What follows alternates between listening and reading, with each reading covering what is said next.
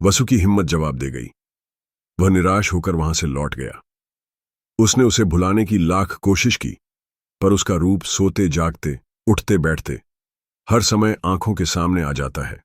उसकी नींद उड़ गई। उसे खाना पीना नहीं अच्छा लगता। अब प्राणांत कर लेने के सिवा उसके पास कोई चारा नहीं बचा। विक्रम ने उसे समझाना चाहा कि उस राजकुमारी को पाना सचमुच असंभव है, इसलिए वह उसे भूलकर किसी और को जीवन संगिनी बना ले। लेकिन युवक नहीं माना। उसने कहा कि विक्रम ने उसे व्यर्थ ही बचाया। उन्होंने उसे मर जाने दिया होता तो अच्छा होता।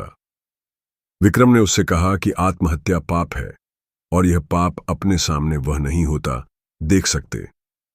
उन्होंने उसे वचन दिया कि वे राजकुमारी से उसका विवाह कराने का हर संभव प्रयास करेंगे। फिर उन्होंने मां काली द्वारा प्रदत्त दोनों बेतालों का स्मरण किया। दोनों बेताल पलक झपकते ही उपस्थित हुए तथा कुछ ही देर में उन दोनों को लेकर उस कुटिया में आए जहां राजकुमारी रहती थी। वह बस कहने को कुटिया थी। राजकुमारी की सारी सुविधाओं का ख्याल रखा गया था। नौकर चाकर थे। राजकुमारी का मन लगाने के लिए सखी सहेलियां थीं। तपस्वी से मिलकर विक्रमादित्य ने वसु के लिए राजकुमारी का हाथ मांगा।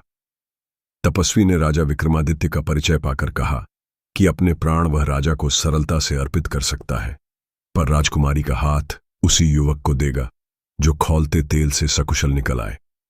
बस यह शर्त पूरी होनी चाहिए।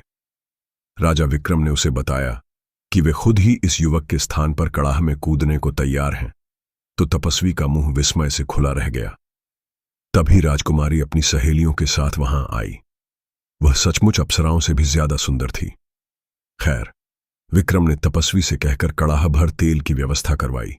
जब तेल एकदम खौलने लगा तो मां काली को स्मरण कर विक्रम तेल में कूद गए। खौलते तेल में कूदते ही उनके प्राण निकल गए और शरीर भुनकर स्याह हो गया। मां काली अपने भक्त को इस तरह कैसे मरने देती? उन्होंने बेतालों को विक्रम को जीवित करने की आज्ञा दी। बेतालों ने अमृत की बूंदें उनके मुंह में डालकर उन्हें जिंदा कर दिया। जीवित होते ही उन्होंने वसु के लिए राजकुमारी का हाथ मांगा। राजकुमारी के पिता को खबर भेज दी गई और दोनों का विवाह धूमधाम से संपन्न हुआ। इतना कहकर प्रभावती खामोश हो गई। राजा भोज समझ गए कि विक्रम के अस अतुलनीय त्याग का उनके पास कोई जवाब नहीं है।